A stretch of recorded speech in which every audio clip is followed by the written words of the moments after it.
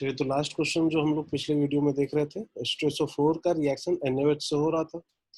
इससे H2SO4 और NaOH का रिएक्शन होगा तो इससे Na2SO4 बनेगा और साथ में वाटर बनेगा।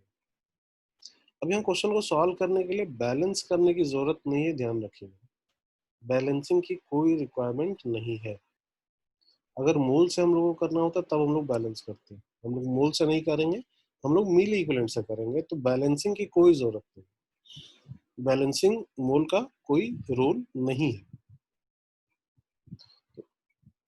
अब करना क्या है, इन दोनों का रिएक्शन हो रहा है, H2SO4 और NaOH का।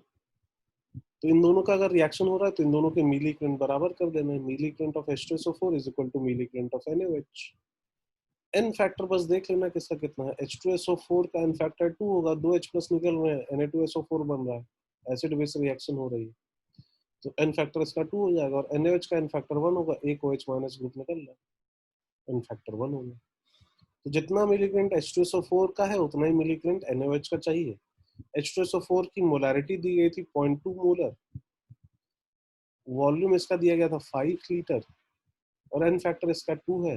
तो वॉल्यूम लीटर में है तो इनटू 1000 कर देंगे तो ये मिली इक्विवेलेंट H2SO4 का हो गया। तो इतना ही मिली इक्विवेलेंट NaOH का चाहिए। NaOH की मोलैरिटी थी 0.1, उसके लिए वॉल्यूम हमें निकालना है तो हम लोग मान ले रहे हैं 20 लीटर वॉल्यूम लगेगा। n फैक्टर NaOH का 1 है, इनटू कर दिया 1000, तो ये मिली इक्विवेलेंट NaOH के हो गए। तो ये दोनों आपस में बराबर होने चाहिए। यहाँ से कैलकुलेट करके वॉल्यूम हम लोग निकाल लेंगे 20 लीटर, मतलब 20 लीटर 0.1 मोलर NaOH सॉल्यूशन लगेगा। आंसर मैच किया होगा, बहुत आसान सी चीज है। इसी तरीके से यहाँ पे बहुत आसानी से क्वेश्चन लगते हैं। अब इस रिएक्शन में, इस क्वेश्चन में जो हम लोगों ने अभी सॉल्व किया, इसमें हमें पता था कि H2SO4 NaOH से रिएक्ट कराया जा रहा है, तो उन दोनों के मिली इक्विवेलेंट हमने बराबर कर दिए। बट यहाँ किया क्या जाता है, क्वेश्चन को थोड़ा कॉम्प्लिकेट करने के लिए, क्वेश्चंस को थोड़ा सा कॉम्प्लिकेट करने के लिए एक मिक्सचर ले लिया जाता है। मिक्सचर में 2 चीजें, 3 चीजें, 4 चीजें रख देते हैं और बेस्ड क्वेश्चन बनाया जाता है। तो उस पे बेस्ड जो क्वेश्चन है उसमें मिली इक्विवेलेंट बराबर करके ही आंसर आएगा। बट मिली इक्विवेलेंट किसका किसके बराबर करना है, ये डिसाइड करना वहां पे सबसे इंपॉर्टेंट हो जाता है। किस चीज का मिली इक्विवेलेंट किसके बराबर करें, और ये डिसाइड कैसे करेंगे, तो ये डिसाइड आप तब कर पाएंगे जब आपको ये पता होगा कि किसका रिएक्शन किससे हो रहा है। अगर आपको यही नहीं पता कि किसका रिएक्शन किससे हो रहा है, तो फिर आप मिली इक्विवेलेंट बराबर ही नहीं कर पाएंगे।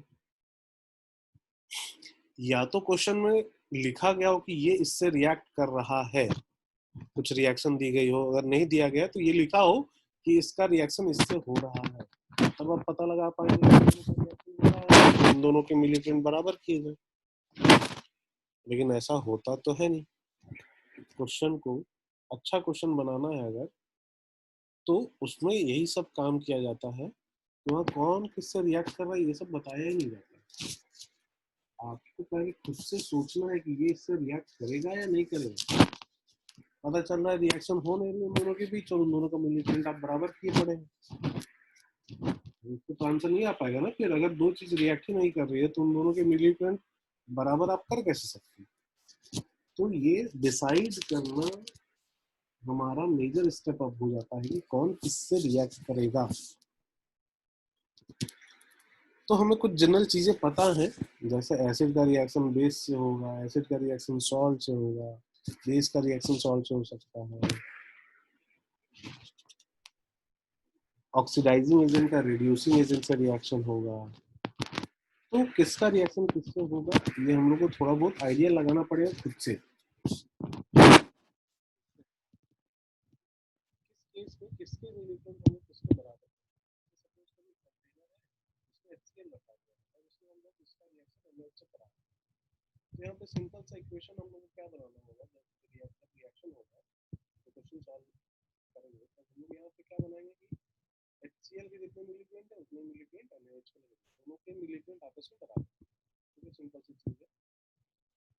अब सपोज करिए कंटेनर में 2 चीजें एक साथ है, HCl है और H2SO4। दो चीजें एक साथ रखिए और इस मिक्सचर का रिएक्शन हम लोग NaOH से कराएंगे। तो यहाँ पे इसका मिलीग्राम इसके बराबर क्या है, यहाँ पे हम लोग इसके बराबर करेंगे। या ऐसा नहीं करेंगे कि milligram of HCl is equal to milligram of H2SO4 is equal to milligram of NaOH। नहीं, ऐसा नहीं। देखिए NaOH जो मिलाया जाएगा वो HCl से रिएक्ट करेगा, NaOH जो मिला रहे हो वो H2SO4 से ही रिएक्ट करेगा। NaOH एक बेस है, HCl एक एसिड है, H2SO4 भी एक एसिड है, तो एसिड और बेस का रिएक्शन आपस में होगा। तो NaOH से HCl रिएक्ट करेगा और NaOH से H2SO4 भी रिएक्ट करेगा, दोनों रिएक्ट करेंगे। तो NaOH जितना कंज्यूम होगा वो किसके लिए कंज्यूम जाएगा? NaOH जो कंज्यूम हो रहा है वो रिएक्ट किससे कर रहा है? कुछ HCl से कर रहा है और कुछ H2SO4 से कर रहा है। HCl से कितना कर रहा है? जितना मिलीग्राम HCl का उतना मिलीग्राम NaOH का रिएक्ट उससे करेगा। H2SO4 से कितना कर रहा है? जितना मिलीग्राम H2SO4 का है उतना मिलीग्राम NaOH का उससे रिएक्ट करेगा।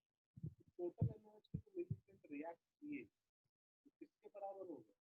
जितना HCl का मिलीग्राम था प्लस जितना H2SO4 का मिलीग्राम, इन दोनों को ऐड कर देंगे तो NaOH के मिलीग्राम के बराबर। ऐसा नहीं कि milligram of HCl equal to milligram of H2SO4 equal to milligram of NaOH, ऐसा नहीं करना। इन दोनों को ऐड करके मिलीग्राम ऑफ NaOH के बराबर करेंगे अगर ऐसा रिएक्शन हम लोग कराएंगे।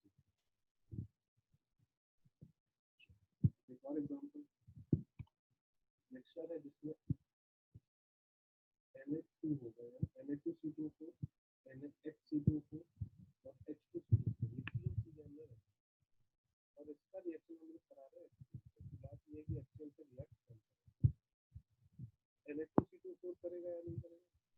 Na2C2O4 एक सॉल्ट है, सॉल्ट का रिएक्शन एसिड से होता है।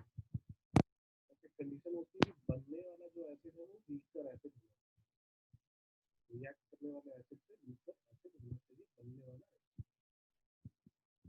इस केस में बनने वाला एसिड H2C2O4 होगा। अगर Na2C2O4 का रिएक्शन HCl से कराएंगे, रिएक्ट करने वाला एसिड HCl है, बनने वाला एसिड H2C2O4